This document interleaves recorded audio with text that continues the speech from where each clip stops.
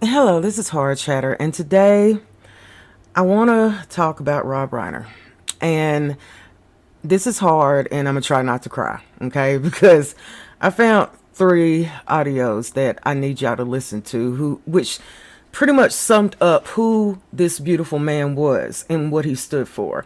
Like I said, I'm going to try to keep the tears to a minimum, but the first one is Howard Stern.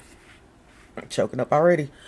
And it makes me choke up because Howard doesn't talk about anyone nicely, really.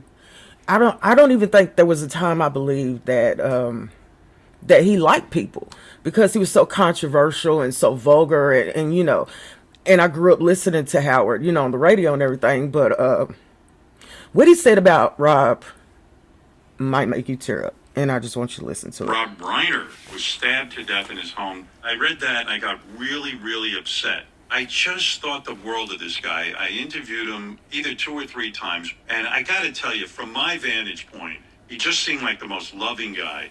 What a pressure to have your father be called Reiner. And so Rob going into show business is like very, very difficult. Of course, we all know he landed the job on All in the Family. He was fabulous as Meathead. If that's all he had done, he still would have been a legend. Then he started directing it. The first film is This Is Spinal Tap. He did Stand By Me as a director, The Princess Bride, and then the brilliant When Harry Met Sally. Then Misery, and then A Few Good Men. The guy was a genius.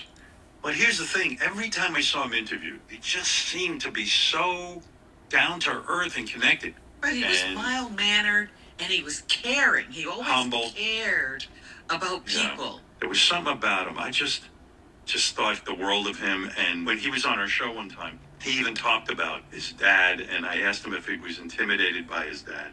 My dad and Mel Brooks, they were preparing to do the Ed Sullivan Show, and you only get like 6 minutes. I was like 16 at the time. Right. And I came up with an idea for a joke, and I came down into the room where they were, and I said, I think I might have something. And I was like terrified, because I had this. You're pitching. And I'm pitching to my dad and Mel Brooks.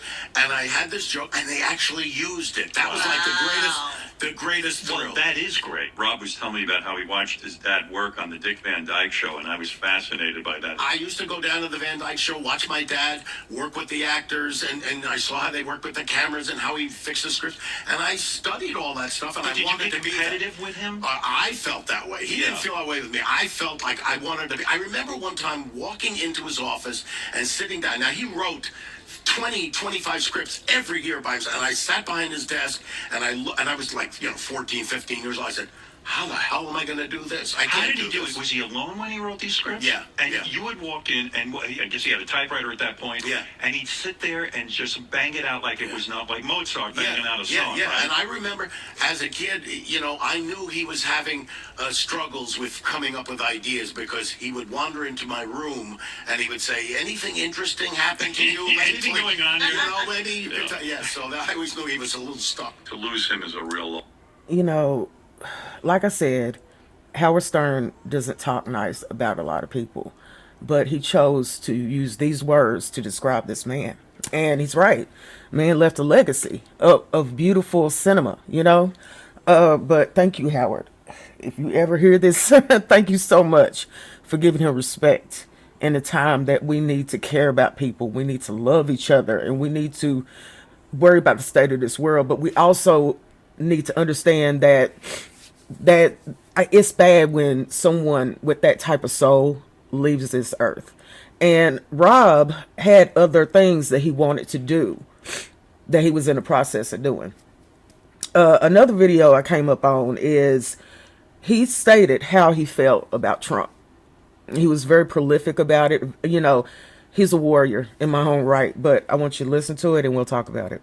We have a racist in the White House.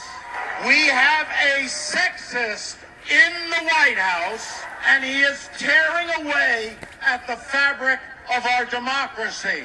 The single most unqualified human being to ever assume the presidency of the United States. He's mentally unfit. People always say, he could redo All in the Family. I said, what do you mean? We're living it. We've got Archie in the White House. He always, when he quotes something that isn't him, and they're talking about Donald Trump, he goes, "Well, Donald Trump, bo, bo, bo, bo." Every character is exactly the same. "Well, Donald Trump, bo, bo, bo," every time. And he always does that walk where he does like this, you know?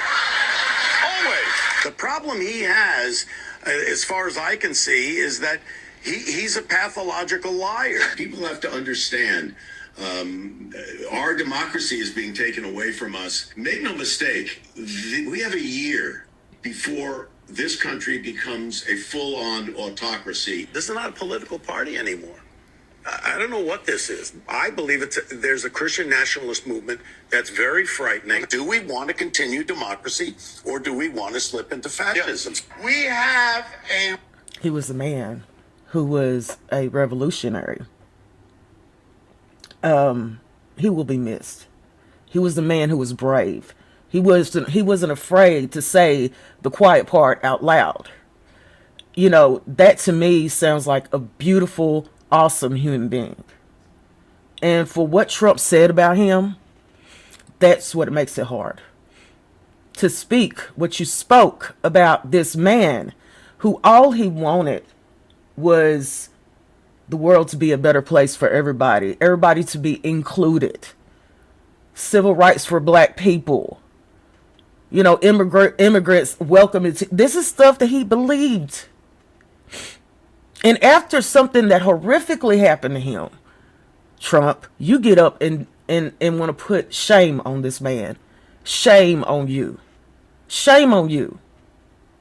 Another clip I want you to hear. He was in a show called All in the Family back in the days. In the 70s, I believe, and I think early 80s. And it was the most racist show I've ever seen before. But it was racist for a reason. You know, it was a show to teach you that, look, if we don't get past this, we're not going to go nowhere. And everybody deserves to have a chance to live in a happy world. But this is a clip that I pulled up, and it pretty much personified who he was as an actor, as a film director, as a writer, but as a child of God. You know why we got to break down in law and order in this country, Archie? Because we got poverty, real poverty. And you know why we got that? Because guys like you are unwilling to give the black man, the Mexican American, and all the other minorities their just and rightful hard-earned share of the American dream. Who said he wasn't smart? That's beautiful, Michael, beautiful. Oh, that's gorgeous. Now, let me tell you something. If your speaks in your space want their rightful share of the American dream, let them get out there and hustle for it just like I did. Yeah, but Archie, you're forgetting one thing. You didn't have to hustle with a black skin. No, I didn't have to hustle with one arm and one leg neither. So what? So you're admitting that the black man is handicapped. Oh, no more than me. He's just as good as me. Wait, now I suppose you're going to tell me that the black man has had the same opportunity in this country as you? More. He's had more. I didn't have no million people out there marching and protesting to get me my job. No, his uncle got it for him. You know why we got to break down... Rob Reiner, you will be missed. And I pray that you and your beautiful wife are welcomed into heaven. He was a beautiful man, a beautiful writer. And tonight, I'm going to watch Spinal Tap. I'm going to go through his movies because he is such a brilliant, beautiful, awesome human being that I want to experience that, you know. But that pretty much summed up how he felt about black people and immigrations and just people in general. And he's going to be missed. So rest in peace. And, you know, we got to do better, people. We got to do better. Like I said, I'm doing this because of what Trump said, but I'm also doing this because I have a genuine love and respect for Rob Reiner and his family. I'm praying for the family and praying for healing. And until the next time, this is Horror Chatter, and I thank you so much for listening.